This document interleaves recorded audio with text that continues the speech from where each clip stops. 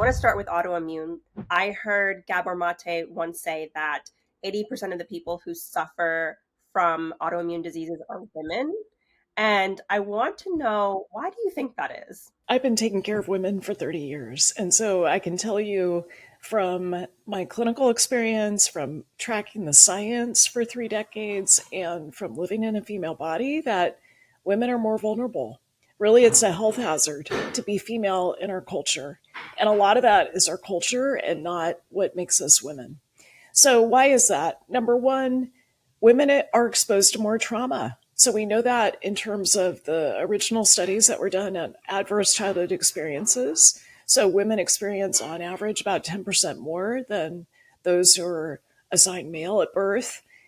And then we go through these sweeping hormone changes. So, puberty is what kicks it off. Then we've got pregnancy, postpartum, perimenopause, menopause. And a lot of people think of those as hormonal changes, and they are, but they're also massive immunometabolic changes. So your metabolism changes, your immune system, your innate immune system, your adaptive immune system, they dramatically change.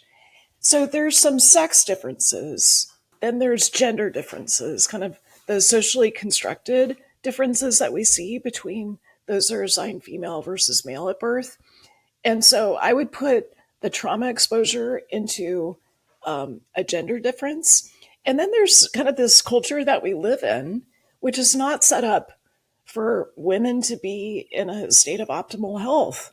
So those are some of the basic reasons. And even when you look at trauma, when you look at people, men and women who are exposed to the same trauma, like wartime trauma, women have higher rates of post traumatic stress disorder. There are some major sex and gender differences.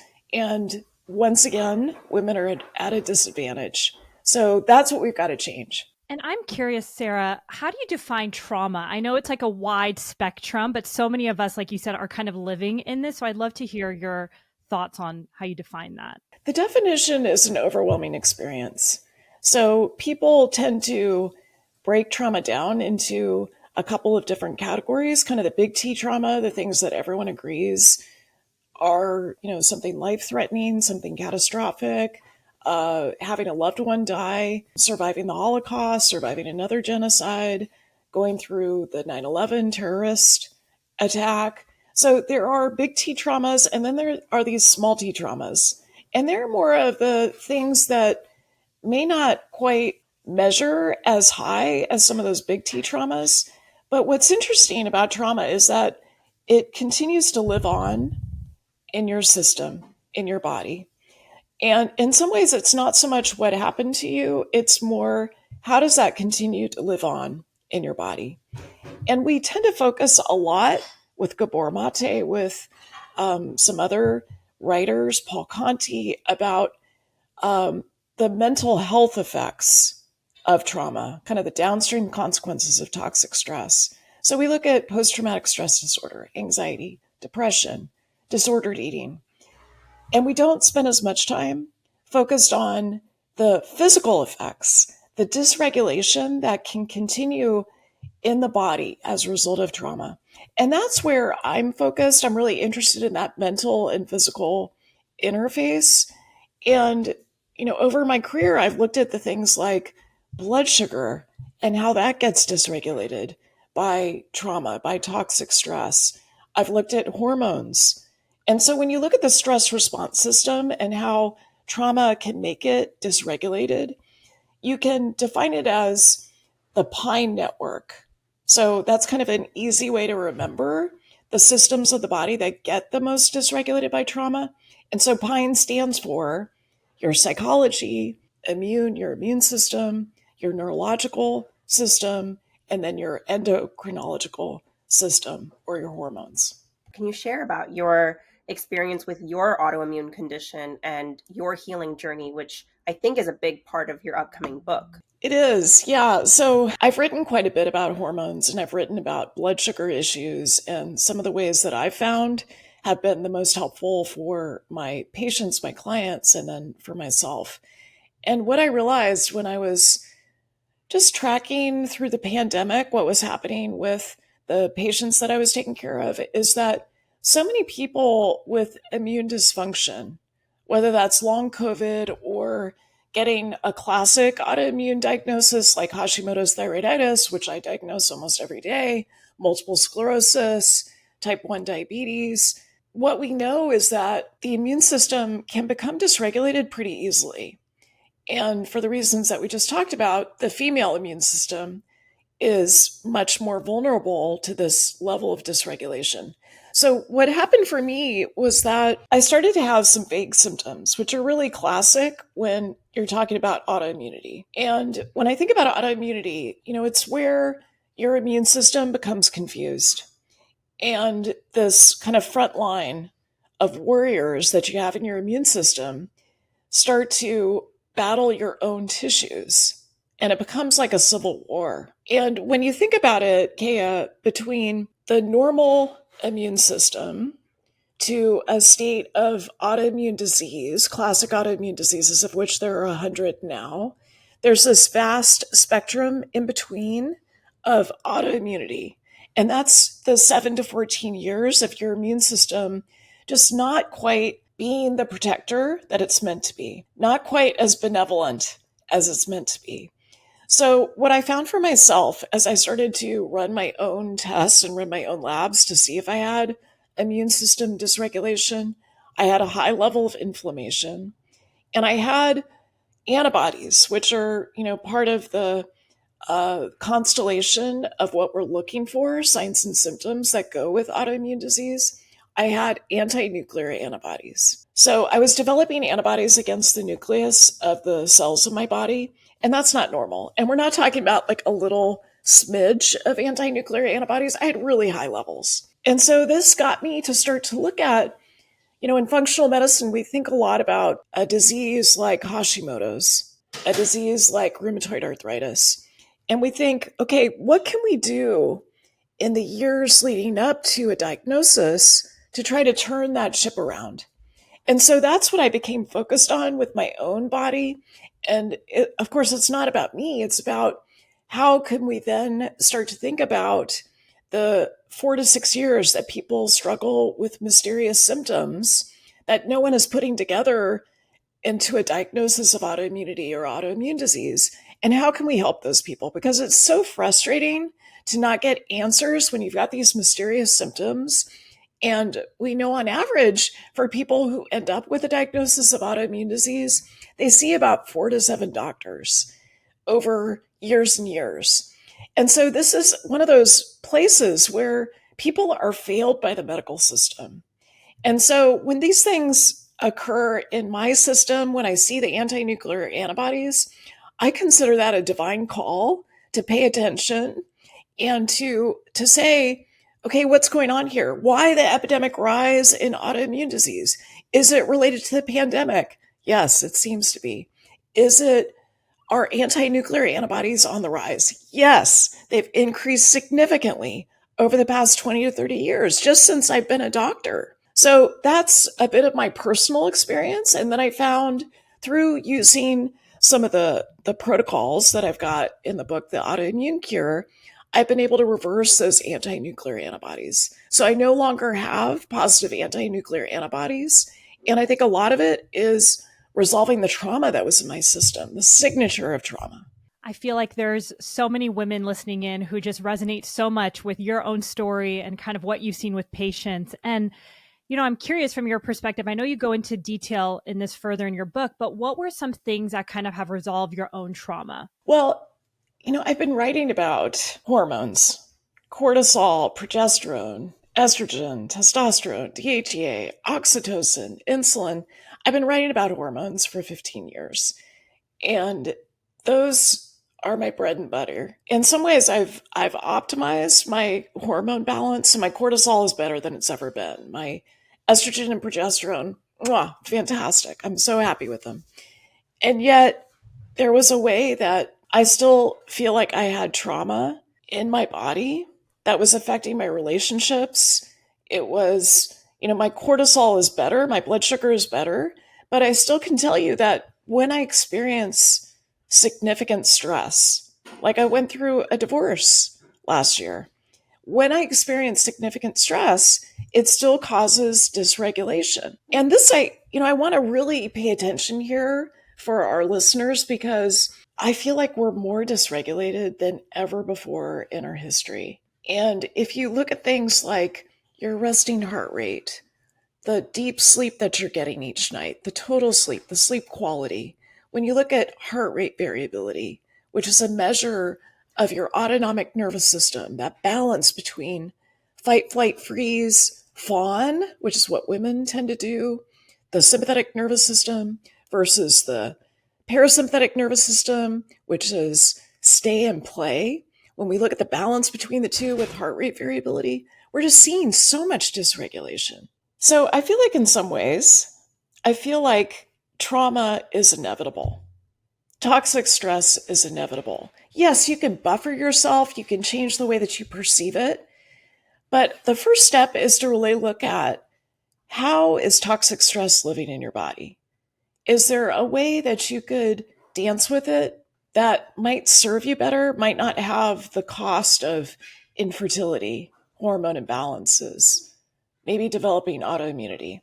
So, in my own system, when I saw these anti nuclear antibodies and I put it together with the toxic stress that I was managing, I realized I've got to do something different here. And so I discovered that I had not post traumatic stress disorder, but partial PTSD. And I see this in a lot of my patients, kind of a functional PTSD where it's not, like the war veteran who's got flashbacks and nightmares and, wakes up hyperventilating, but more kind of this low level hypervigilance that doesn't serve us well. And in my case, I was doing a lot of dissociation, kind of going upstairs, going cognitive when I was facing a problem and ignoring my body from the neck down. And I find that so many people do that. So it came up in particular with a fight with a family member. So I've got this beloved family member, and we had a falling out that had never happened to me before, even though I've got pretty high adverse childhood experiences. My score is 6. Basically, 0 is normal or healthy. Anything above that is high. And when I had this experience with this family member, it was around the same time that we were seeing all these studies come out about MDMA assisted therapy. So this was work that was driven by Rick Doblin, the head of MAPS. He has published a couple of randomized trials now showing that for people with post-traumatic stress disorder, MDMA assisted therapy is probably about twice as effective as the standard of care. The standard of care is talk therapy, maybe trauma-informed therapy, together with selective serotonin reuptake inhibitors, but those only have an efficacy of around 30%. Whereas when you look at MDMA-assisted therapy, we know that it gets people to a place after 2 to 3 sessions of no longer meeting criteria for PTSD in somewhere around 2/3 to 71% of the people who are enrolled. So to me, that just kind of blew my mind. This happened along with this falling out with a family member. And so I said to myself, listen, I'm in my 50s. Like, the time is now. Like, what am I waiting for? I want to do everything I can to resolve the signature of trauma in my body, the way that it impacts my relationships, the way that it impacts my blood sugar and my HRV, and the way that I sleep. So that started me on this journey of looking at, okay, how can I modulate my immune system? And, that's the things we think about: vitamin D, curcumin, resveratrol, methylators, polyphenols, but it's also psychedelics. So psychedelics have a really important immunomodulating effect. They have a really important effect on your hormones going forward, a really important effect on your neurological system. So that's what got me to really address my trauma. And I still feel like psychedelics are one of the most important immune modulators that we have. You mentioned the pandemic earlier, and I'm curious because in so many ways, our modern world feels easier than ever. We have access to whatever, a lot of us, not everyone, but we have access to whatever food we want. We can turn on anything on the TV. We can contact our friends at any given moment. We can get in our cars. We can travel easily. But what is it about this particular time that you think is causing so much dysregulation? I think it's multifactorial. So, number one, the pandemic has led to isolation and being cut off from community in a way that we've never seen in our lifetimes. So, people had that during the influenza epidemic, but very few people are still alive from that period. I think it also led to pretty dramatic mental health changes, some of which are driven by the social aspects of sheltering in place.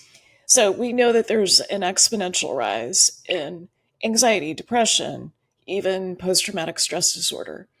And then separately, there's data suggesting that COVID infection and long COVID has these untoward effects on a lot of different systems of the body. And I'm not talking about conspiracy. I'm not talking about, I would say, if anything, I'm kind of in the middle of I'm in the middle ground in terms of thinking about spike protein and what that does. But we are seeing, there's some data looking at the VAERS kind of tracking of adverse results with vaccination. We're seeing pretty significant increases in terms of autoimmune disease in this period of time post pandemic. And we're still at the earliest stages of tracking some of these things. And even the way we track autoimmune disease in the US leaves a lot to be desired. So I think the pandemic has had direct effects. And then there's also these indirect effects as a result of how it changed the way that we get together, the way that we commune, the way that we turn to our culture for support and stress management and the thing that women do so well, which is to tend and befriend. It was really hard to do that, right? Like we were doing it over Zoom, which leaves a lot to be desired. Yeah. And even anecdotally, I probably know a handful of women who developed autoimmune disease right after having COVID, or maybe they believe it was the vaccine. I'm not sure, but pretty much within 1 to 2 years of 2020, 2021, MS, other different types of autoimmune diseases, which is really scary.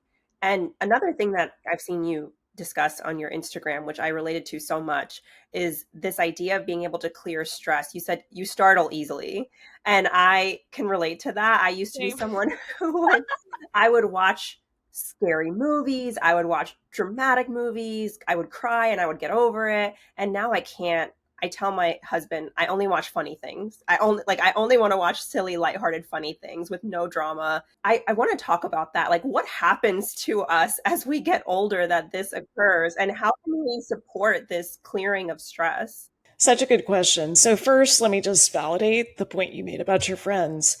We know that if you're paying close attention, perimenopause can start pretty early. Like, I started to notice symptoms in my mid 30s.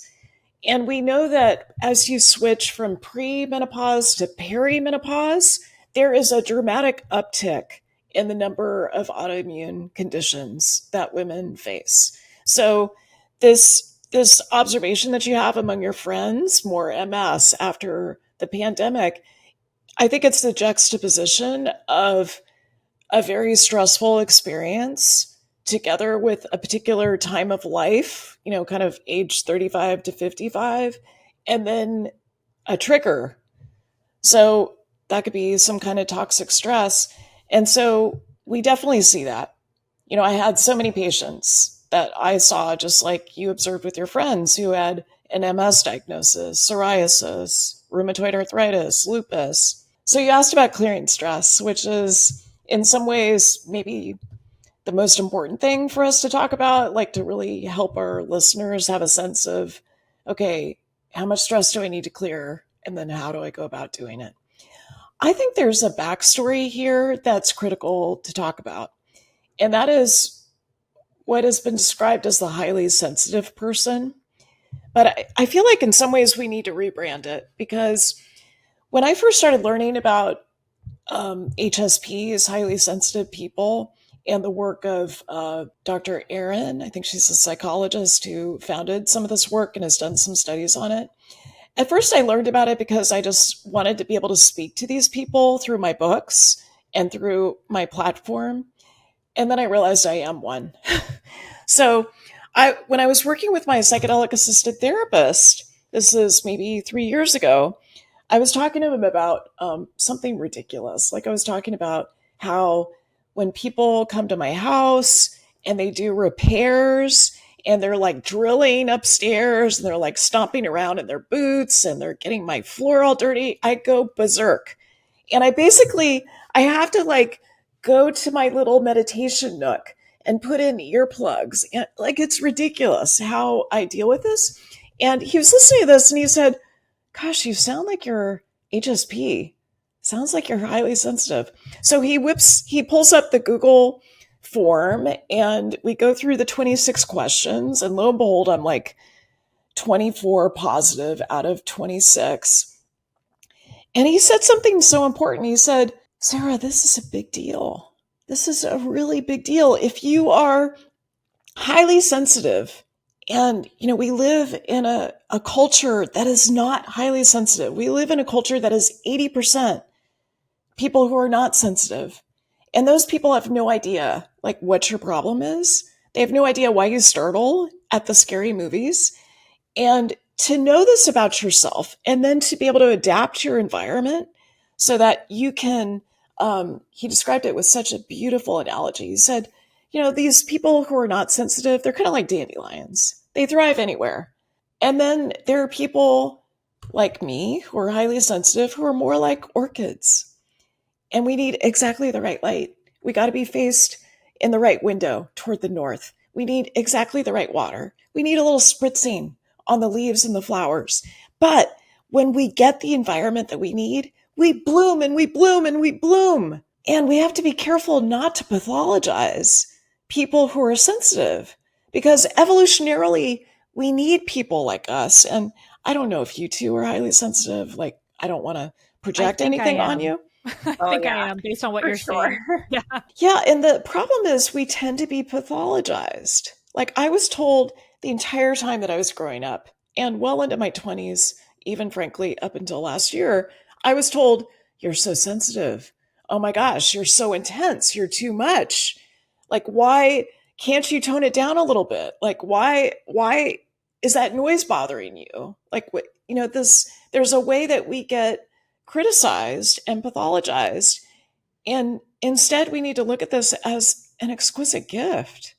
Like, we were the ones who were kind of looking on the savannah for the threat. We were the sentries. We were the people who could sense things and feel things and intuit things way before the non-sensitive people. So it's an incredible gift, and we want to hold it that way. Now, another thing we know is that, is there a way that highly sensitive people have experienced trauma? Maybe more trauma than people who are not sensitive? Is there a way that, we certainly know that when you look at therapy offices, it's about 80% highly sensitive people.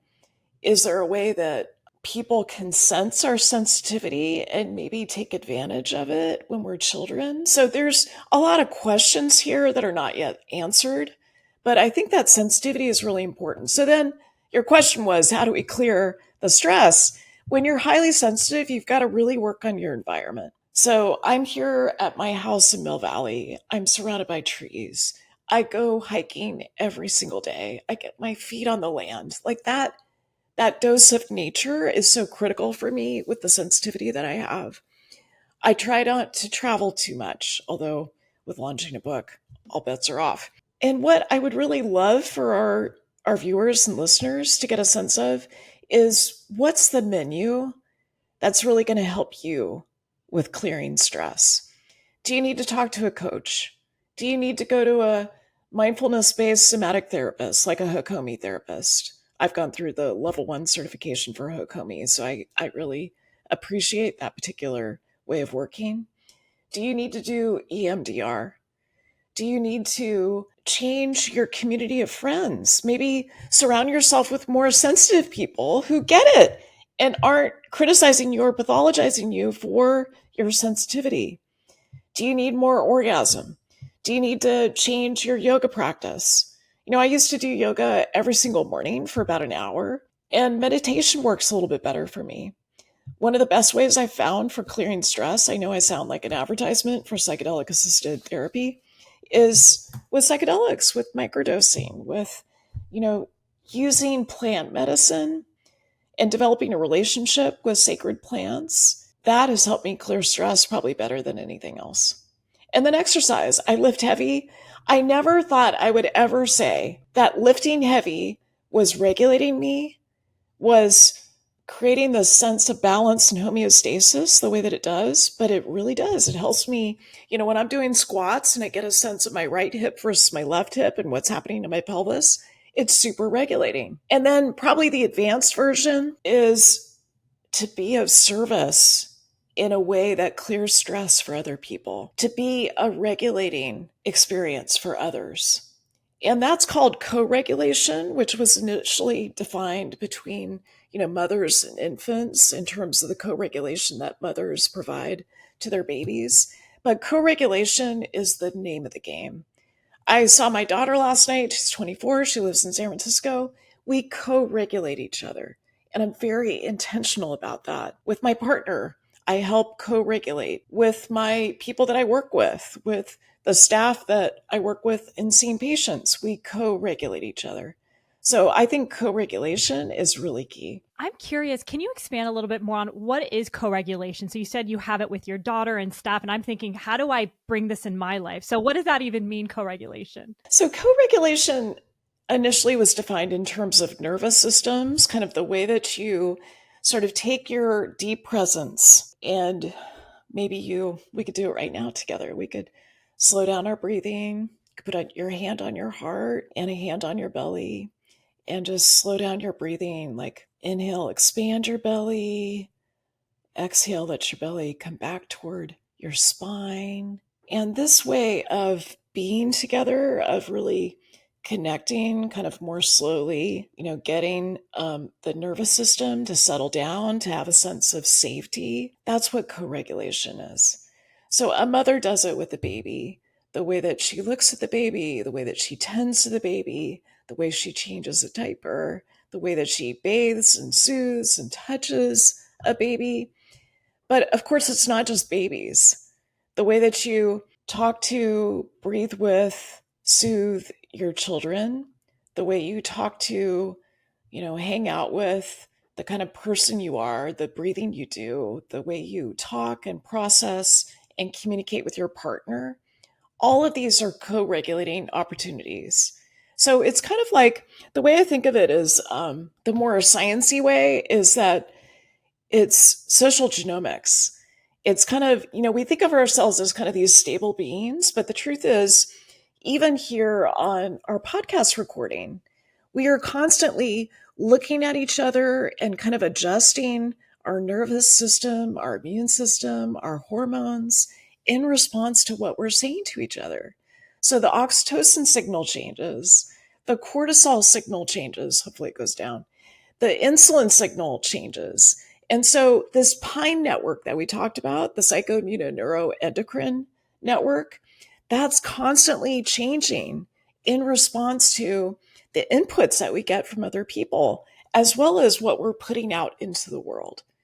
So my hope is, certainly I want to co-regulate you because I really like you both, but also I want to co-regulate everyone that I interact with, whether that's on Instagram or TikTok or people who read my book. Like I write my books in a way that I hope people find to be co-regulating. That's so beautiful. I love that. That's like such a wonderful way to think of our relationship with others and how we can serve others. And you had mentioned earlier something in the beginning of this conversation where you said being a woman in this world is, I forget exactly what you said, like a risk factor, essentially. A health And hazard, yeah. yeah, a health hazard. I would love to talk about that a little bit more because there's so many ways in which women feel like everything that happens with their bodies is just not fair. It's like, how come we have to go through all of these things? How come we have to struggle with our periods and perimenopause and menopause and pregnancy and all of that stuff? But I like I'd love to reframe it, which is something Yasmin and I are so passionate about. Can you talk a little bit more about what you said earlier? What a world that is set up for women look like? So I'm just writing the proposal for my next book, which is about this very topic. So I really appreciate the question. It's right on point. I've thought a lot about this because I'm board certified in everything that can go wrong with the female body. And like I'm tired of it.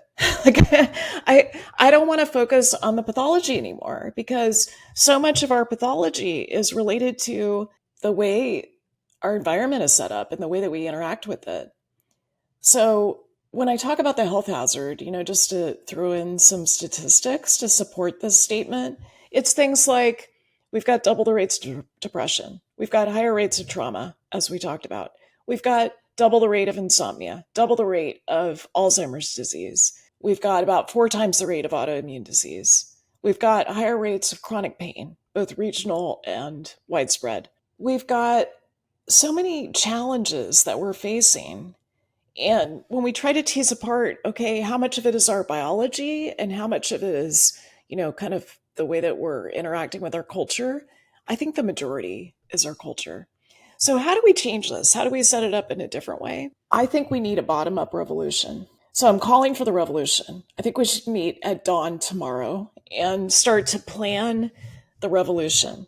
And I'm so grateful that you two are entrepreneurs who are thinking a lot about how do we really empower women to not, be satisfied with business as usual. So, how do we change it? I think a lot of the messaging that we get, I was really blessed to be on the Huberman podcast, and I love Andrew Huberman.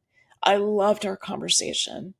But I would also say he's a man. And a lot of what he recommends in terms of, cold plunges and some of the recommendations he makes that fall under the category of biohacking and optimization of performance, those things are well proven in men. And of the studies that he cites, I haven't done an exhaustive review because he goes through a lot of science. I would say probably 90% of the subjects in the studies that he cites are men. There's just a huge gap when it comes to understanding what's true for women versus what's true for men. So I think a big part of this shift, this revolution that needs to happen, is really understanding what women are up against, understanding that there's a huge research gap and what works for men, especially this biohacking movement, often doesn't work for women. And that then opens the field to start to consider, with women as leaders, what might work better for us. And, one thing I can tell you that I've been working with, I love my Aura ring. And so with the Aura, they've got this new feature. Of course, I look at my sleep and my readiness every day, and I look at my heart rate variability. And I hope that I got like 2 hours deep sleep because that is what works best for me. But they've got a new feature called daytime stress. And it tells you, okay, so Yasmin, I know you. Yes. It sounds like you've been looking at this. Yeah. Yeah. I'm like, so, oh my God. Exactly. So it tells you, during the day, are you stressed? Are you engaged? Are you relaxed? Are you restored? And as I started looking at that, I was just like, oh my gosh, like I need to understand, what does it look like? What does it feel like in my body when I'm relaxed and restored? Because I know what it feels like to be stressed. And then that creates this loop of understanding, okay, when I'm meditating, I look restored. When I'm eating the right foods, when I'm finished with a workout, that's when my physiology is really at its best. And so I can start to develop a sense of what that feels like in my body. So in many ways, I feel like women don't need to be optimized or do more. We need to do less. And we need to be smarter about the choices that we make so that we're not just following in the footsteps of these men who are telling us what works for men. We've got to figure out what works for us, and we need to be empowered to do that. And we have to do it together. We can't be islands kind of doing it separately. We have to do it together. Yeah, I love that. I especially coming out of the last, I would say 10 years where it felt like we were saturated in biohacking and cold plunges and zone 2 and this and that and everything that's going on. It does feel to me that there's a movement They even last year there was this thing termed a soft girl movement, where it's like living a softer lifestyle. And I was like, this resonates with me, but it does feel like we are getting there, hopefully. I think we are. I think a lot of women are just feeling like, wow, this treadmill that I'm on that was designed for men, it's not working for me. Like, I'm just not getting the satisfaction that I need. And I think, one of the upsides of the pandemic is that a lot of people realized, okay, I don't want to be in an office. I don't want to be commuting an hour each way. So I think it is allowing us to look at our lifestyle and to think about architecting it in a different way, especially for women. And so I can ask the women, I mean, I like a cold plunge once in a while. There's no way I'm going to do it every day. Like it feels like masochism, honestly. A sauna, yes, I am down for the sauna. I'm down for a hot bath with some Epsom salt. Cold plunge, Yeah, which is funny because we just talked to maybe three experts in a row who all said women do better in sauna than they do in cold. Like they just get more benefits from sauna, more benefits from the heat therapy versus cold therapy. And that totally makes sense to me. I'd love to, I know we don't have much time left, but I'd love to talk about hormones if you're game for it, because that's so much of what people are listening to when they come to me and Yasmin. We've been seeing a lot of cases of things like PCOS and fibroids and all of these states of estrogen dominance and poor estrogen metabolism. What do you think is happening that is causing a rise in these sorts of things? I think the first part of the problem is dysregulation. So we've really been talking about dysregulation since we first hit the record button today. I feel like we're more dysregulated than ever before. And I think women are more vulnerable to dysregulation than men are because our system is just a lot more complex. So, in terms of hormone balance, in terms of estrogen dominance, or what I think of as dysestrogenism, polycystic ovary syndrome, fibroids, endometriosis, we know that when you're dysregulated, when you're in kind of a chronic stress response, and for me, that felt mostly like freeze and fawn. That's how I experienced stress until I got smarter about it. When you're in a chronic stress response, you just don't make as much progesterone. You make a lot of cortisol, you don't make as much progesterone. And there's micronutrient reasons why that might happen. There's issues related to egg quality and the age of the eggs in your ovaries that also play a role. But I think the dysregulation with the environment is a huge part that we have more control over. So I think there's a lot of reasons why we're struggling with these things more. And some of them, I just had a hysterectomy for fibroids and adenomyosis, which is where your body is attacking the muscle of your uterus. I mean, how ironic is that an OBGYN has adenomyosis and so many fibroids that they couldn't even count them. And I was pretty on my game in terms of estrogen dominance. Like for the past 20, 25 years, I've been taking the vitamin C to raise my progesterone. Then in my 40s, I took Chase Tree. And then I started taking natural progesterone. Like I was pretty attentive to tracking estrogen progesterone balance. But the stress piece still just throws a wrench in things. So another piece that I would layer in here is that when you are facing one of these diagnoses, we want to be careful to decode the messages of the body and to do it in as objective a way as possible. And just kind of calmly understand the constellation of symptoms and figure out, okay, where does this fit in terms of potential diagnoses? And not to feel victimized by them, because that's what's so disempowering. Like, I really don't want for people to say, I've got PCOS, I've got adenomyosis, I've got fibroids, and, I just have to do whatever my doctor says. I'm going to go on the birth control pill. I'm going to get a hysterectomy or an ablation or whatever it is. And yes, surgery might be the appropriate thing, but we want to stay in that place of choice.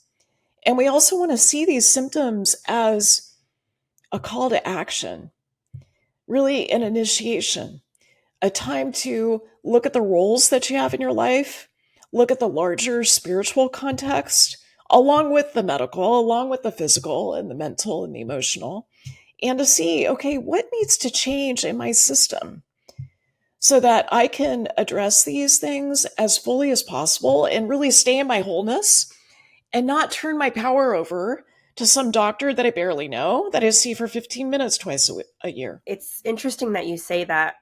With both my aunt and my mother, who my aunt passed away, she had breast cancer. My mom is good. Now she's in remission and everything. It was early stages.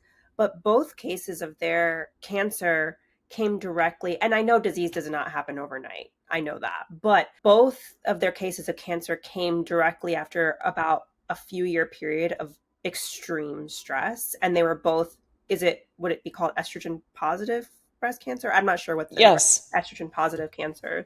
And it's just, to me, was so clear. My mom had to take care of two sick people who were dying, and my aunt was going through a very, very difficult divorce and a difficult marriage that had ended when her cancer came. And I just can't help but think like that those were the triggers in both of their cases that led to whatever diagnosis that they received. So it's just interesting to hear you as an OBGYN kind of say and validate the stress piece in all of this. It's critical. And, you're making a point that we all know intuitively, and science lags behind proving the point. But even so, what we know from the work of Alessio Fasano, who's a pediatric gastroenterologist at Massachusetts General Hospital, is that when you develop an autoimmune disease, and some of this I think relates to breast cancer and endo and some of these other things we're talking about, but with autoimmune disease, there's three things that need to occur: genetic predisposition, increased intestinal permeability, so-called leaky gut, and then a trigger. And so I would say something similar is true with breast cancer. It doesn't just happen sporadically. There's an ecosystem in which it develops. And you know this from tracking functional medicine, that we think a lot about triggers. We think about ATMs, antecedents, triggers, mediators. So I think toxic stress is a really common trigger. So is pregnancy. So is postpartum. So is perimenopause. So are infections. And so we're exposed to these triggers. And the question is, what are your vulnerabilities? Like, how is that going to show up in your body? How do you develop your resilience to the point where you're more buffered from the effects of toxic stress? I love that. I think about that all the time. Like, how do you build that resilience? The modern world that we live in as women, we get impacted heavily. Like you said, whether it's pregnancy, work culture, just living like this, I'm always thinking, how do we continue to thrive as women in business, in our personal lives, and not take that upon ourselves? And I know this whole podcast was so many recommendations that you mentioned, but I'm so glad we're talking about this. I'm so passionate about it. And I can't wait for your next book about how we can live in this modern life, because we get so many questions from women. I actually just got an email this morning saying, can I pick your brains, Yasmin? I'm struggling how to maintain my work and maintain my health. I just want to talk to women who figured it out. And I'm like, I'm still in process of doing that. But I just love everything you're talking about, Sara. So thank you so much for being with us. I feel like we could do a part 2. I'm excited for your next book, but this was so amazing. Such a pleasure to be with you too. I love how you're thinking about these problems and how you're helping to solve them with the community that you lead. Thank you.